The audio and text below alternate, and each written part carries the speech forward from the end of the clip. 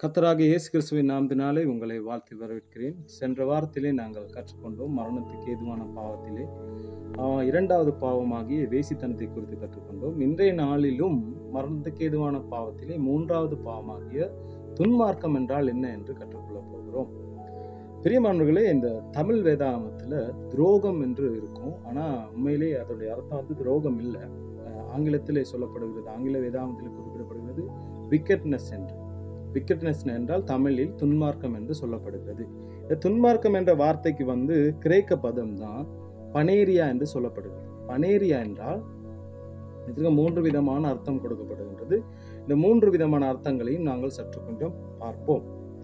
முதலாவது நாங்கள் பார்க்கிறோம் ஒழுக்கக்கேடு.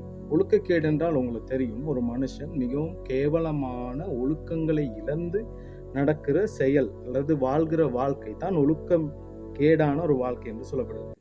இரண்டாவது நாங்கள் பார்க்கிறோம் அக்கிரமம். அக்கிரமம் என்றால் என்ன? சட்டம் நீதி யாவைக்கும் எதிராக செய்யும் செயல். அதே போல மூன்றாவது நாங்கள் பார்க்கிறோம் துன்மார்க்கம். துன்மார்க்கம் என்றால் நல்வழியை விட்டு தீய வழியை அல்லது கெட்ட வழியை ஒருவர் தெரிவு செய்து கொள்வது, அதில் நடப்பது தான் துன்மார்க்கம் என்று சொல்லப்படுது. இதில் இரண்டாவது அர்த்தத்தை நாங்கள் பார்த்தோம் என்றால் தீமை. தீமை என்றால் நன்மைக்கு எதிராக செயல்படும் செயல் அல்லது பிறருக்கு கெட்டதை செய்யும் செயல். மூன்றாவது நாங்கள் பார்க்கிறோம், மூன்றாவது அர்த்தம் தீய நோக்கங்களும் ஆசைகளும். தீய நோக்கங்களும் ஆசைகளும் என்ற அந்த வார்த்தைக்கு அர்த்தம் என்னென்றால் ஒருவருக்கு தீங்கு செய்ய வேண்டும், காயப்படுத்த வேண்டும், குற்றப்படுத்த வேண்டும், ஒருத்தருடைய நிலையை அழிக்க வேண்டும் என்கிற ஒரு வாஞ்சை, ஒரு ஆசை மனசுக்குள்ள இருக்கும். அதுதான் சொல்றது தீய நோக்கங்களும் ஆசைகளும் என்று.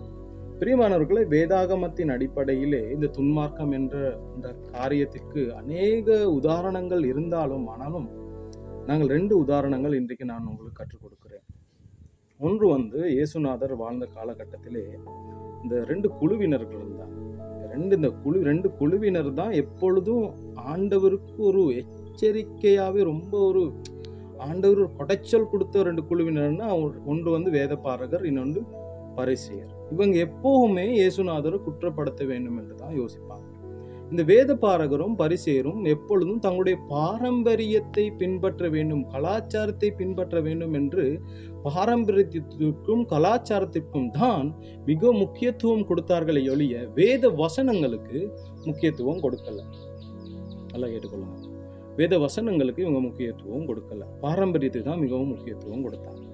இப்ப இயேசு கிருநாதர் வந்து சொல்கிற மாட்களதின சுவிசேஷம் 7ஆம் அதிகாரம் 15ஆம் வசனத்திலிருந்து 22ஆம் வசனம் வரைக்கும் நீங்க வாசித்து பார்த்தா உங்களுக்கு நீங்க கற்றுக்கொள்ளலாம். ஆண்டவர் சொல்றாரு, ஒரு மனுஷன் புறம்பே இருந்து ஒரு மனுஷனுக்குள்ளே போகிறது ஒரு மனுஷனை தீட்டுப்படுத்தாது. அதாவது ஒரு மனுஷன் சாப்பிடுறது ஒரு மனுஷனை தீட்டுப்படுத்தாது. ஆனா இவங்க யூதர் இந்த பாரம்பரியத்தை பின்பற்றுற இந்த பரிசேயரும் வேதபாரகர்னு சொல்றாங்கன்னா சாப்பாடு தீட்டுப்படுத்தும் அப்படின்னு சொல்லிட்டு இருந்தாங்க. ஆனா இயேசுநாதர் சொல்றாரு, இல்ல, ஒரு மனுஷனுக்கு புறம்பே இருந்து மனுஷனுக்குள்ளே போகிறது மனுஷனை தீட்டுப்படுத்தாது.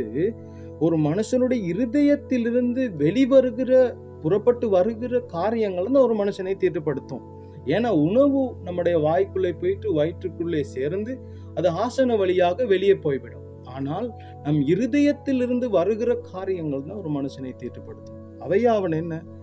அவைதான் விபச்சாரம், வேசித்தனங்கள், பொல்லாத சிந்தனை, கொலை பாதகங்கள், களவு, பொருளாசை என்று கிட்டத்தட்ட 12 விதமான பாவங்கள் நம்முடைய இருதயத்திலிருந்து வருகின்றது என்று ஆண்டவராகிய இயேசு கிறிஸ்து சொன்னார்.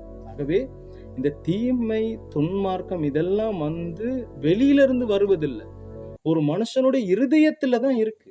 அது இருதயத்திலிருந்து வருகிறது தான் இந்த துன்மார்க்கம் என்று சொல்லப்படுகிறது. நாங்கள் 2வது உதாரணம் இதனுடைய தொடர்ச்சியை நாங்கள் பார்ப்போம்.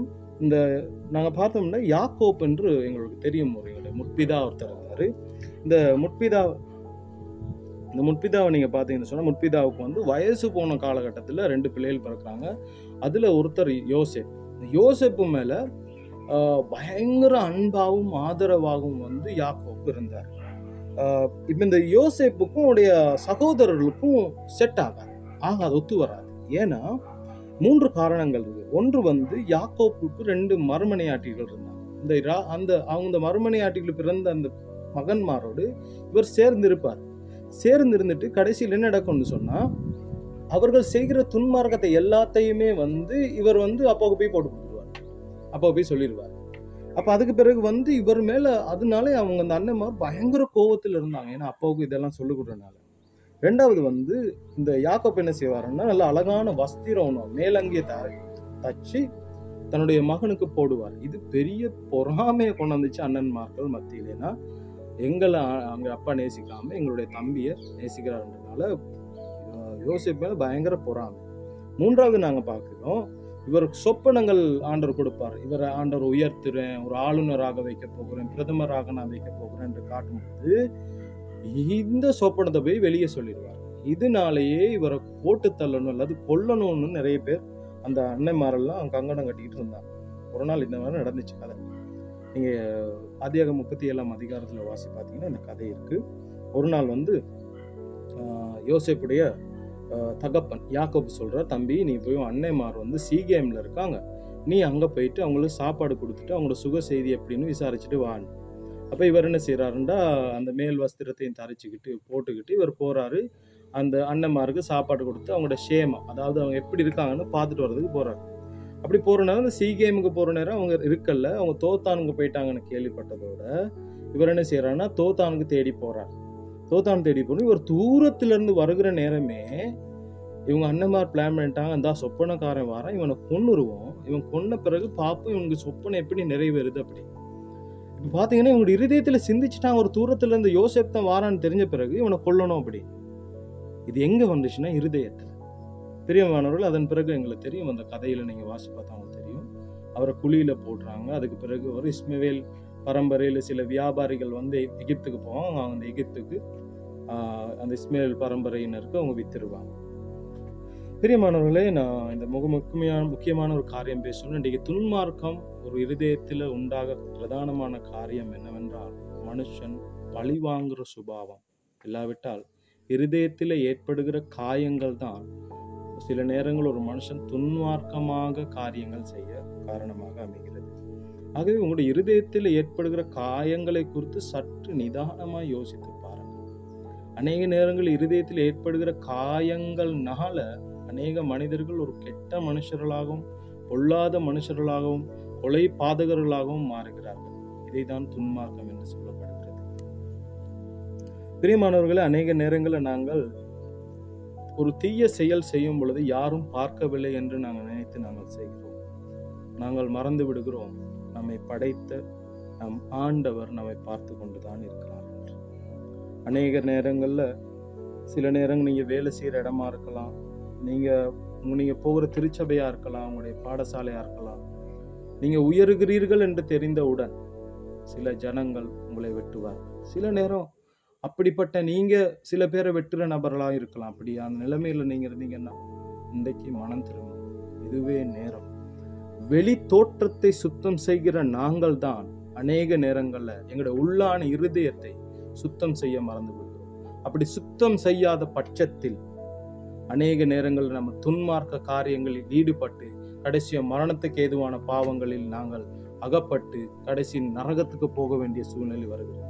ஆகவே பிரியமானவர், உங்களை அன்பாய் வேண்டிக் கொள்கிறேன், மனம் திரும்புங்கள். இப்படிப்பட்ட பழி வாங்குதல், காயங்கள், வேதனைகள் இருக்குமானால் மனம் திரும்பி ஆண்டவரிடத்தில் ஒப்புக்கொடுங்க. ஏன்னா பழி வாங்குதல் நமக்குரியது அல்ல, அது தேவனுக்குரியது. தேவனுக்கு உங்களுடைய காரியத்தை ஒப்பு. ஆகவே நீங்க துன்மார்க்கத்தில் ஈடுபடாதீங்க. அது மரணத்துக்கு ஏதுவான பாவம். அது உங்களை நரகத்துக்கு கொண்டு போய். விசுவாசிக்கிற இந்த வார்த்தை உங்களுக்கு பிடித்திருந்தால் நீங்க அநேகருக்கு இதை ஷேர் பண்ணுங்க. நீ அநேகர் பகிர்ந்து கொள்ளுங்க. ஆக உங்களுடைய இருதயத்தை சற்று யோசித்து நிதானித்து பாருங்கள், எவ்வளவு துன்மார்க்கம் இருக்கின்றது. கர்த்தர் தாமே உங்களை ஆசீர்வதிப்பாராக. அடுத்த வீடியோவில்